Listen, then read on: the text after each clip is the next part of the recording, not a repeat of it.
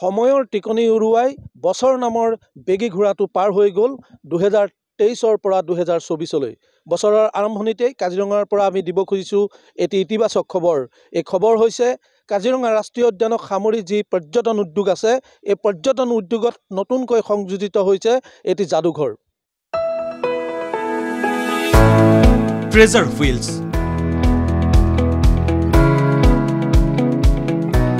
চকাৰ যাদুঘৰ।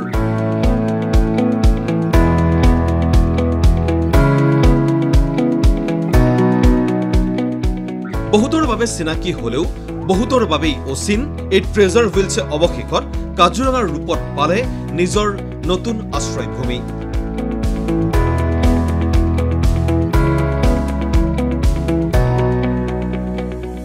পৌৰাণিক বাহনৰ আন্তঃৰাষ্ট্ৰীয় সংস্থা ফিভাই ট্ৰেজাৰ হুইলছক দেশৰ শীৰ্ষ 5টা আপুৰুগীয়া বাহন সংৰক্ষণ সংস্থাৰ এটা হিচাপে ইতিমধ্যেই স্বীকৃতি প্ৰদান কৰি থৈছে। আৰু সেই ট্ৰেজাৰ হুইলছ সংগ্ৰহালয়ৰ নতুন ঠিকনা হৈছেহি কাজিৰঙাৰ গেলেকী।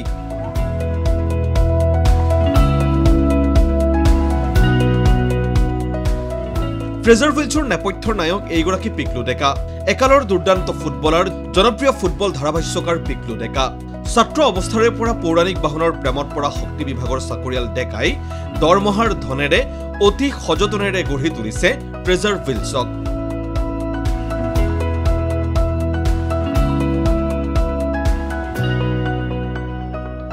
প্ৰথমে গুৱাহাটীৰ সোণাপুৰত থকা পিকলু ডেকাৰ এই আপুৰুগীয়া সংগ্ৰহালয় বিভিন্ন কাৰণত উচ্চাৰিত হৈ স্থাপিত হৈছিল মেধিকুছিত, আৰু মেধিকুছিৰ অস্থায়ী ঠিকনাৰ পৰা ট্ৰেজাৰ হুইলছ আহি পালেহি কাজিৰঙা।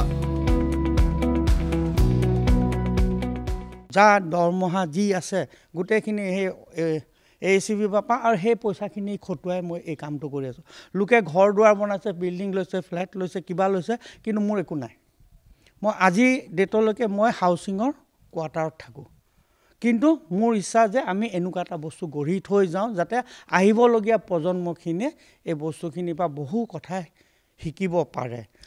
তাৰ মাজতে আকৌ আমচঙৰ পৰা যেতিয়া মই ওলাই আহিলোঁ, ওলাই আহি মই মেধিকুছিত এই অনুষ্ঠানটো এজন মানুহৰ ভাড়া ঘৰত ভাড়া মাটিত মই প্ৰায় 50,000 টকা ভাড়া দি মই থাকিবলগীয়া হ'ল। সেই সময়ত মই খুব ডিপ্ৰেশ্যনত ভুগি তাৰপিছত মই তেতিয়াই ভাবিছিলোঁ এইটো মোৰ ট্ৰেনজিট কেম্প, ইয়াৰ পৰা মই এটা পাৰ্মানেণ্ট জেগা কৰিব লাগিব, যিটো জেগাত মানে নেকি আমি এইটো চিৰস্থায়ী কৰিব পাৰোঁ। সেই হিচাপে মই বহুত চেষ্টা কৰি ইয়াতে মোক বহুত ধৰণৰ হেল্প কৰিছে। এইফালে দিগন্ত বৰা, দিগন্তই মোক বহুতখিনি হেল্প কৰি পিনে এই জেগাটুকুৰাত মোক থিয় কৰালে। লগত আছে অনিমেশ আৰু ইয়াৰ ওচৰ চুবুৰীয়া আমাৰ বাকী গেলেকী যিখিনি য়ং ষ্টেজৰ ল'ৰা, সেইখিনিয়ে মোক বহুত সহায় কৰি এই বস্তুটো আগবঢ়াই নিয়াত সহায় কৰিছে। ট্ৰেজাৰ হুইলছত প্ৰমাণ হয় দ্বিতীয় বিশ্বযুদ্ধৰ কালৰ অসমীয়া সমাজৰ অৰ্থনৈতিক ভেটি। আছে বিশ্বযুদ্ধত ব্যৱহৃত বিভিন্ন সা সামগ্ৰী।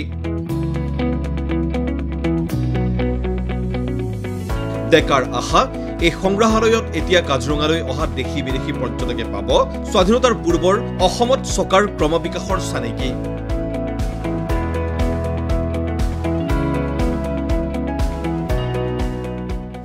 পূজাই যমুনামুখৰ ৰায়বাহাদুৰৰ ঘৰত এই অল্ডছমবিল এখন আহিছে 1910 চনৰ ভিতৰৰ।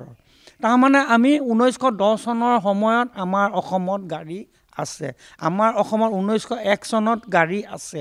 তাৰমানে আমি এইটো প্ৰুভ কৰিছোঁ যে আমাৰ অসমখন বেকৱাৰ্ড নহয়। আমাৰ অসমত সেই সময়তে এই গোটেই বস্তুবোৰ আহিছে। আমাৰ ৰাইজে দেখিছে, আমাৰ বাহিৰৰ মানুহে গছৰ পাত পিন্ধা জংলী বুলি কৈ হাঁহে, কিন্তু আমি নহয়। এইখিনিয়ে প্ৰুভ কৰি আছে যে আমি তাহানিৰ পৰাই পৃথিৱীৰ লগত এটা হেৰিত আছোঁ। ট্ৰেজাৰ হুইলছক লৈ সুখী কাজিৰঙা তথা ইয়াৰ দাঁতিকাষৰীয়া লোকসকলো। ৰাষ্ট্ৰীয় উদ্যান পৰিচালনা সমিতিয়েও উষ্ম আদৰণি জনাইছে অনুষ্ঠানটোক। গাড়ী হওক বা আপুৰুগীয়া সম্পদেই হওক, মটৰচাইকেলেই হওক, চাইকেলেই হওক, সকলো বস্তু এটা খুব সুন্দৰভাৱে সংৰক্ষণৰ প্ৰচেষ্টা কৰিছে। ফিভাইও তেখেতৰ এই সংৰক্ষণক স্বীকৃতি দিছে। ভাৰতবৰ্ষৰ 5টা সংৰক্ষণস্থলীৰ ভিতৰত এই ট্ৰেজাৰ অন হুইলছটো এটা স্বীকৃতিপ্ৰাপ্ত অনুষ্ঠান, আৰু আমি অতি সুখী যে অনুষ্ঠানটো কাজিৰঙালৈ আহিছে। কাজিৰঙাৰ সংৰক্ষণৰ এইটো এটা নৱতম পদক্ষেপ হ'ব, আৰু নতুন বছৰটোত আমাৰ কাৰণে এইটো এটা খুব ইতিবাচক চিন্তা আৰু খুব সুখবৰ। ভিডিঅ' জাৰ্নেলিষ্ট অমৰ বৰীৰ সৈতে বোকাখাতৰ পৰা ৰাজীৱ বৰাৰ ৰিপৰ্ট ND24।